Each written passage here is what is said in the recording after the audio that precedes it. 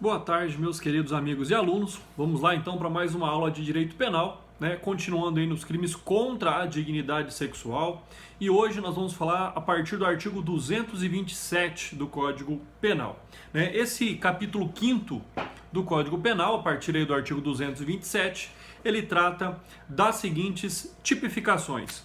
Inicialmente, do lenocínio e do tráfico de pessoas para fim de prostituição ou outra forma de exploração sexual. Então, o que é que nós temos que buscar, o que é que nós temos que inicialmente absorver, analisando aqui o título do capítulo 5º, deste Código Penal. Bom, o que é que significa isso? Inicialmente, nós temos que a compreensão do lenocínio, na verdade, e nada mais é do que a prestação de apoio, assistência e incentivo à vida voluptuosa de outra pessoa, ou seja, dela tirando algum tipo de proveito. Os agentes, então, da prática do crime de lenocínio, eles são peculiarmente chamados de rufião, ou cafetão, ou proxeneta. Então essa aí é a determinação, essa aí é a condição em que se observa a prática do crime de lenocínio. Importante ainda dizer que a prostituição individual é uma atividade lícita. A ilicitude está na conduta de aproveitar-se da prática da prostituição de outra pessoa. A tipificação está na conduta daquele que tenta explorar outra pessoa face à prática aí sexual. Então fica aí essa primeira concepção da questão que está relativamente ligada ao lenocínio. Quando nós então analisamos e estudamos o caput e logicamente o contexto completo do artigo 227 do Código Penal, nós temos que ele diz o seguinte: induzir alguém a satisfazer a lascívia de outrem, pena de reclusão de 1 a 3 anos. Parágrafo 1º. Se a vítima é maior de 14 anos e menor de 18 anos, ou se o agente é seu ascendente, descendente, cônjuge, companheiro, irmão, tutor ou curador, ou pessoa a quem esteja confiada para fins de educação, tratamento ou guarda, pena de reclusão de 2 a 5 anos. Parágrafo 2º.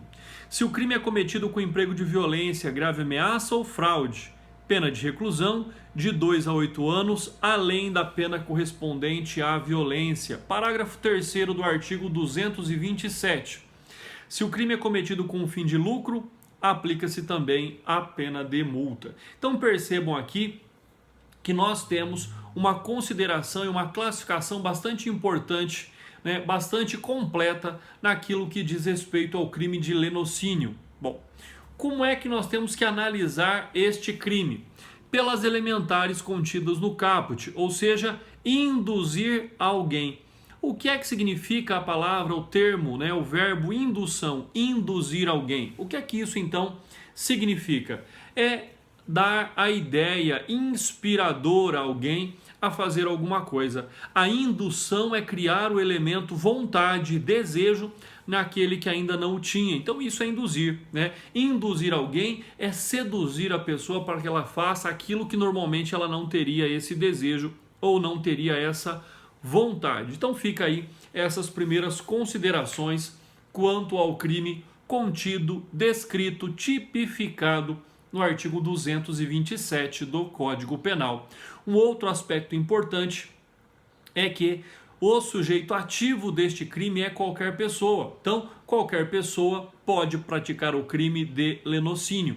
Logicamente, se eu estou falando de crime, nós estamos falando de alguém maior de 18 anos que não exige a esta pessoa nenhuma qualidade especial. Porém, se essa pessoa ali estiver inserida dentre aquelas pessoas, cargos ou condições ocupáveis do parágrafo 1º, logicamente é aí que nós temos uma qualificadora, o que torna o crime então um tanto quanto mais grave, conforme já previsto no Código Penal por um novo preceito secundário do crime, que eleva a pena de 1 a 3 anos para o caput E no parágrafo 1º, nós temos uma pena que é aumentada de 2 a 5 anos. Então, na verdade, eu tenho uma nova culpabilidade aplicável para essa conduta se a pessoa possuir essas características, esses adjetivos especiais. Então, fica também essa questão bastante importante.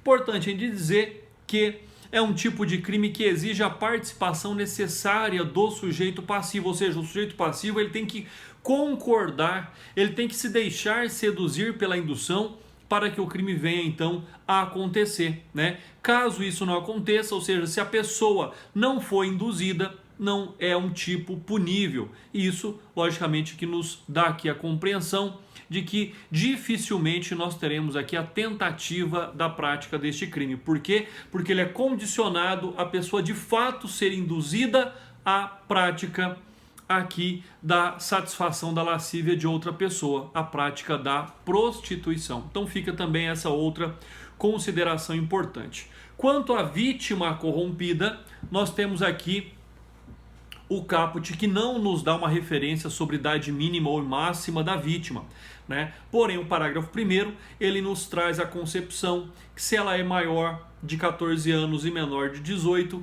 também se enquadra na hipótese do parágrafo 1º com a qualificação deste crime em razão do resultado, seja em razão da idade da vítima, seja em razão de quem pratica esta conduta ilícita, né? Então, com relação à vítima corrompida, há quem sustente ser irrelevante tal fato, né? De modo que é de se entender que o delito nem mesmo deveria existir, quanto mais ser considerado o sujeito passivo a pessoa que já está corrompida pela vida de luxúria que leva, como é o caso da prostituta. Então tem também essa característica de que a pessoa, em tese, não poderia estar já inserido, né, nas práticas da prostituição, né, levando-se em consideração o fato que a indução é criar a ideia naquele que não tem a prática de um ato que ainda não o pratica. Por isso que fica também essa consideração aí bastante importante quanto à prática deste delito, né?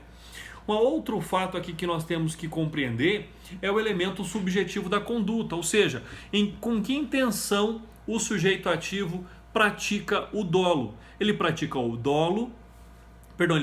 crime de forma dolosa, e este dolo é um dolo específico, já que ele está condicionado a uma prática da vítima, que é, na verdade, a satisfação da lascívia de outra pessoa. Então, nós podemos concluir que esse crime não existe, ele não pode ser praticado na sua modalidade culposa. Então fica aí essa característica bastante importante, né? Quanto à sua classificação, nós temos que ele é um crime comum, ele é um crime material, porque ele exige, né, o resultado naturalístico, ele exige que a pessoa de fato caia nessa indução, ceda ao indutor, né, e se torne uma pessoa induzida na prática da satisfação da lascívia de outra pessoa. Por isso que é um crime material, ele deixa de ser, por exemplo, a hipótese de crimes formais ou de crimes de mera conduta. A prática da indução não exige um comportamento específico, então pode ser um crime praticado de qualquer modo. Considera-se a doutrina, então, quanto à prática deste crime, que ele é um crime praticado de forma livre. Então, aí também é uma questão bastante importante, né? Uma outra situação é que ele é um crime comissivo, por essência, mas nada impede que ele também seja praticado na forma comissiva por omissão. Comissiva por omissão, ou seja, nos termos lá do parágrafo do artigo 13, parágrafo 2º do Código Penal. Então essa é uma outra característica também. Ele é um crime instantâneo, não se considera como um crime permanente, ou seja, a partir do que a pessoa é induzida e pratica o ato da satisfação da lascívia, naquele exato instante o crime já está consumado, o crime já está então configurado. Então essa é uma outra característica também muito importante com relação à prática deste crime. A lei não exige a participação necessária de mais de um sujeito para a prática desta conduta, por certo, então é um crime unissubjetivo, plurissubsistente, já que ele depende de condutas reiteradas ou sobrepostas para que o fim seja atingido, e ele então admite a tentativa lembrando-se que é uma tentativa de difícil constatação, mas ela é admissível. Então, fica aí essas características, né? Lá ao final do artigo, dentro da nossa análise e considerações, nós temos a questão da forma lucrativa, ou seja, quando o agente, o sujeito ativo deste crime, tem um tipo de lucro. Então, ou seja, ele tem um benefício econômico sobre a prática da prostituição do outro. E aí, então, trata-se de uma qualificadora também, ou seja, apenas um acréscimo na pena pecuniária ao tipo secundário. Então, nós temos que lembrar aqui e frisar de uma forma bastante importante. Olha só, finalidade de lucro na prática do artigo 227. Né? Nós podemos dizer, olha, ele é uma qualificadora? Não é uma qualificadora porque a ela não existe um novo preceito secundário do crime. Não existe uma pena específica lá para o parágrafo 3º, como existe no parágrafo 2º, né? Como existe no parágrafo 1º. Nós podemos dizer, então, em comparação, que o parágrafo 1º é uma qualificadora, que o parágrafo 2º também é uma qualificadora. O parágrafo 3º não é uma qualificadora. Então percebam, o parágrafo 3º não qualifica o crime, mas diz o seguinte: se ele obtém o lucro, também responderá a pena de multa frente a esta conduta. Então é uma figura formal e a doutrina tem nomeado de lenocínio questuário, ambicioso ou interesseiro. Então fica aí também essas considerações ao artigo 227 do Código Penal. Bom, o que é que diz para nós então o artigo 228 do Código Penal? Ele trata aqui, conforme a sua rúbrica, de favorecimento da prostituição ou outra forma de exploração sexual. Se eu disse agora há pouco que o artigo 227 é para aquela pessoa que não está inserida à prostituição, o artigo 228 está aqui para dizer além, para complementar o artigo 227. E diz então o texto legal do artigo 228. Diz o seguinte: induzir ou atrair alguém à prostituição, ou de outra forma, exploração sexual, facilitá-la, impedir ou dificultar que alguém a abandone. Então percebam aqui que o artigo 228 ele vai tratar de forma específica no seu caput de induzir ou atrair alguém à prostituição. Ponto. Até aí tudo bem. Mas o que ele vem complementar? Ele diz mais. Ele diz, ou de outra forma de exploração sexual, facilitá-la, impedir ou dificultar que alguém abandone. Então aqui também está diretamente relacionado com aquelas pessoas que já estão se prostituindo e desejam abandonar essa prática, mas são impedidas. Criam-se dificuldades para que a pessoa possa abandonar a prática da prostituição. A pena para esse crime é a pena de reclusão de 2 a 5 anos e multa. Tá? Então fica aí a pena do caput do artigo 228, que trata exatamente dessa questão de atrair, de induzir a prostituição, mas de forma mais importante e extensiva, o impedimento ou criar dificuldades para que a pessoa deixe a prostituição. Né? Parágrafo 1º. Se o agente é ascendente, padrasto, madrasta, irmão, enteado, cônjuge, companheiro, tutor ou curador, preceptor ou empregador da vítima, ou se assumiu ou por lei, né? ou por outra forma, obrigação de cuidado, proteção ou vigilância, pena de reclusão de 3 a 8 anos. Parágrafo 2º. Se o crime é cometido com emprego de violência, grave ameaça ou fraude, pena de reclusão de 4 a 10 anos, além da pena correspondente à violência. Parágrafo 3º. Se o crime é cometido com fim de lucro, também se aplica ali a pena de multa. Então percebam a similitude que existe entre o artigo 227 e 228, porém o artigo 228 ele é um tanto quanto mais extensivo na proteção dos indivíduos que já estão ali na prática da prostituição e são impedidos, criam-se dificuldades para o abandono desta prática. Então ele é um artigo um tanto quanto mais extenso. Né? Quanto ao sujeito ativo deste crime, nós temos que ele também pode ser qualquer pessoa. Né? Entende-se que, querendo se aplicar essa figura típica, deve-se afastar a possibilidade de considerar o sujeito passivo a pessoa já prostituída, né? Por total atipicidade, como punir, por exemplo, aquele que induz da ideia a alguém à prostituição e essa pessoa já está prostituída. A grande questão aqui existiria também com relação àqueles que já estão prostituídos e desejam abandonar essa vida. Então, a interpretação sobre o caput do artigo 228 se faz também de duas formas. Num primeiro momento, a indução e a instigação com relação àqueles, a indução ou a atração com relação àqueles que não estão prostituídos, ou com a relação àqueles que já estão prostituídos. Então, nós teríamos ali a dificuldade ou impedimento de que essa pessoa deixe então a prática da prostituição. Então fica aí também essa compreensão, dividindo o caput do artigo 228 entre aqueles que não estão prostituídos e aqueles que já estão prostituídos. Então essa também é uma questão bastante importante. Quanto à vítima, é uma vítima determinada? Logicamente que a pessoa, é preciso que essa pessoa ofendida tenha certa identidade, seja identificada, não se configurando o tipo penal caso o agente genericamente leve pessoas indeterminadas à prostituição ou outra forma de exploração sexual. Então essa vítima tem que ser determinada, ou seja, alguém que possa ser distinguido dos demais indivíduos que podem fazer parte desta relação. Tem que ser uma vítima definida para que o crime possa então acontecer, A doutrina nos traz o conceito de prostituição e é importante sempre relembrar. Me permitam ler a doutrina a respeito. Diz a doutrina: é o comércio habitual de atividade sexual. Não se pode considerar uma pessoa prostituta porque uma única vez obteve vantagem econômica em troca de um relacionamento sexual. Daí porque o crime deve ser visto como um crime condicionado à habitualidade. Note-se que induzir, atrair, facilitar, dificultar ou impedir não são condutas caracterizadas pela habitualidade, mas o termo prostituição é. Portanto, para configurar a conduta do agente, depende-se da habitualidade da conduta da vítima.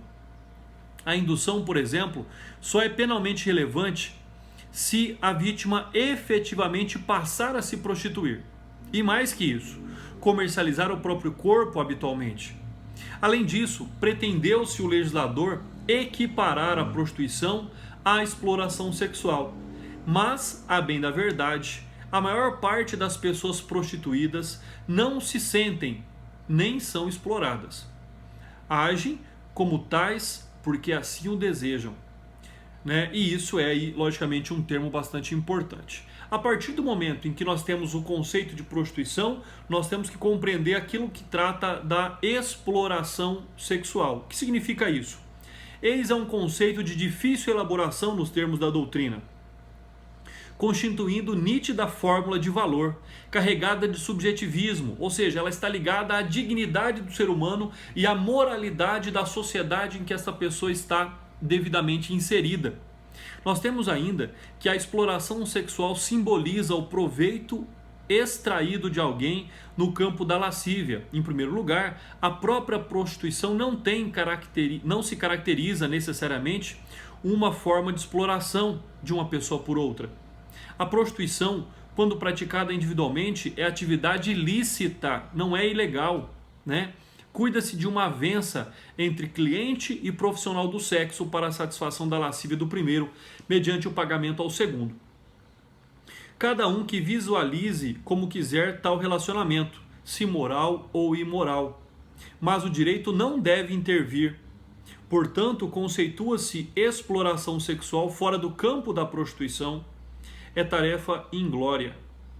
Pode-se argumentar como o uso de fraude para enganar alguém a praticar ato libidinoso com outra pessoa, viciando sua vontade.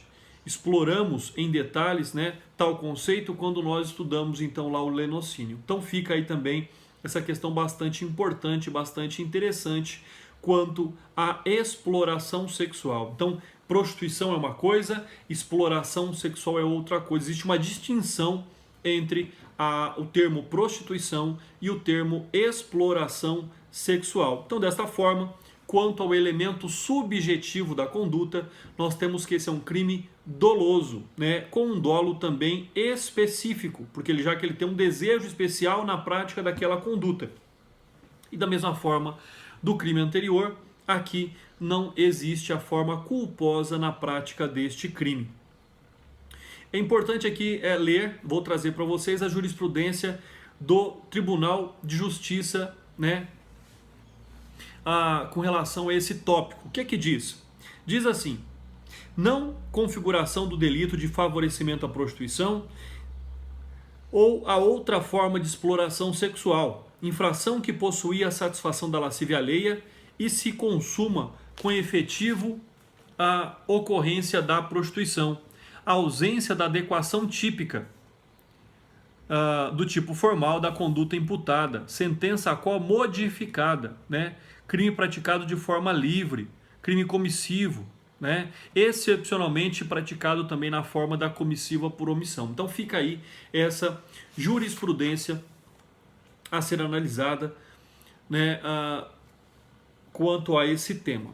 Pessoal, além dessas questões muito próprias com relação ao crime de favorecimento aqui à prostituição, né, nós temos uma outra situação que deve ser aqui também compreendida, que é, por exemplo, o fato desse ser um tipo cumulativo. Ou seja, ainda que configurado nessa modalidade, pode-se punir o agente pela violação praticada contra a vítima em concurso. Então, fica aí também essa possibilidade, né? Um tipo cumulativo, em que as duas condutas descritas no caput, os dois tipos, verbos previstos no caput, eles têm que se cumular para que o crime seja, então, praticado. Quais crimes são esses? É o tipo penal ali inserido de induzir ou atrair a prostituição ou outra forma de exploração sexual, impedi-la ou dificultá-la que se abandone. Então nós temos ali a acumulação dessas questões para que a conduta possa então ser considerada como uma conduta típica.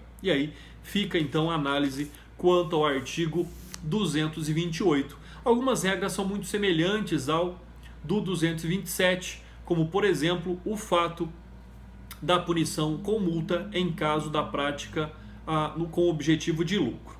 Pessoal, artigo 229 do Código Penal.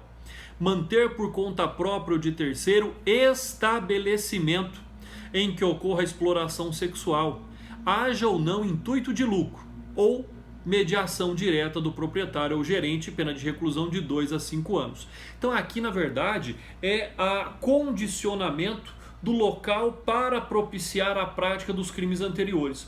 Então, na verdade, o que se tem aqui é o responsável pelo local, que nem sempre é aquele que pratica o favorecimento ou a exploração sexual, tá? Então, aquele que cria maneiras, cria formas para que o crime venha a acontecer, ele também tem a sua responsabilidade penal. E nesse conceito, a jurisprudência do STJ diz o seguinte: mesmo após alterações legislativas introduzidas pela Lei 12.015, a conduta consistente em manter casa de prostituição segue sendo crime tipificado no artigo 229 do Código Penal. Todavia, com a nova legislação, passou-se a exigir a exploração sexual como um elemento normativo do tipo, de modo que a conduta consistente em manter casa para fins libidinosos, por si só, não mais caracteriza crime, sendo necessário para a configuração do delito que haja exploração sexual.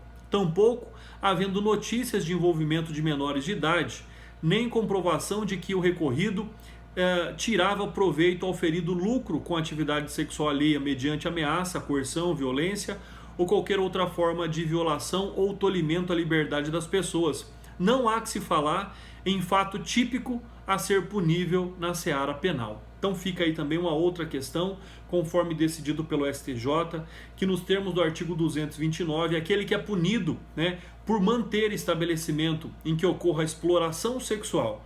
Então, se não ocorrer a exploração sexual, né, se ocorrer apenas a prostituição, aqui a pessoa não poderia ser punida. Então tem que haver a exploração sexual e aquele que detém, que propicia o local para que ela aconteça, tem que ser favorecido de alguma forma. Então fica aí essa também análise sobre o caput do artigo 229 do Código Penal. Com relação aqui ao sujeito da prática deste crime, O sujeito ativo pode ser qualquer pessoa, normalmente chamado de proxeneta, né? Aquele que pratica o lenocínio, mantendo locais destinados a encontros libidinosos, ou serve de mediador para a satisfação do prazer sexual alheio. O sujeito passivo é a coletividade, tendo em vista afetar a moralidade sexual e os bons costumes, né? Então, qual é a diferença que nós temos, por exemplo, entre proxeneta e rufião? Proxeneta e rufião. Bom, reserva-se o termo proxeneta à pessoa que intermedia encontros amorosos para terceiros, mantendo locais próprios para tanto auferindo ou não lucro. Já o rufião, ou cafetão, guarda-se o conceito da pessoa que vive da prostituição alheia, fazendo-se sustentar por ela, né, pelo prostituído, com ou sem emprego de violência. Então fica aí essa questão bastante interessante entre a diferença do proxeneta para o rufião. Proxeneta é a pessoa que intermedia o encontro amoroso para o terceiro, né, mantendo locais próprios para tanto, auferindo ou não lucro. Já o rufião sempre terá uma vantagem sobre a prática da prostituição alheia, né? Então isso é uma questão. E ele vive disso, então é o meio de mantença, é o meio de manutenção do rufião, é a prostituição alheia. Então fica aí essa questão bastante interessante também. Quanto ao elemento subjetivo da conduta descrita no artigo 229 do Código Penal, só pode ser praticado de forma dolosa. Não se aplica aqui a responsabilidade culposa para a prática deste crime, tá? Uma outra questão aqui que nós temos que abordar é a classificação deste crime. Então ele é um crime comum, ele é um crime formal. Por que ele é um crime formal? Porque ele não exige o resultado naturalístico das coisas, ou seja, ele não existe a alteração do estado das coisas. Ele simplesmente aqui diz no caput que a prática desta conduta é manter por conta própria de terceiros um estabelecimento em que ocorra a exploração sexual. Então nós temos aqui essa necessidade de compreensão de que quanto à classificação, a simples prática da conduta, mesmo que ela não reverta num resultado concreto, o crime já estaria então configurado. Então resta aí essa análise bastante importante também quanto a prática deste crime. Pessoal, com relação ao artigo 231, ele foi revogado pela Lei 13.344 de 2016. Então, o crime 231 foi revogado. O crime 231A foi revogado também pela mesma lei, Lei 13.344 de 2016. O artigo 232 foi revogado pela Lei 12.015 de 2009. Então, artigos 231, 231A, 232 foram revogados. Os dois primeiros pela Lei 13.344 de 2016 e o artigo 232 pela Lei 12.015 de 2009. Bom, então nos resta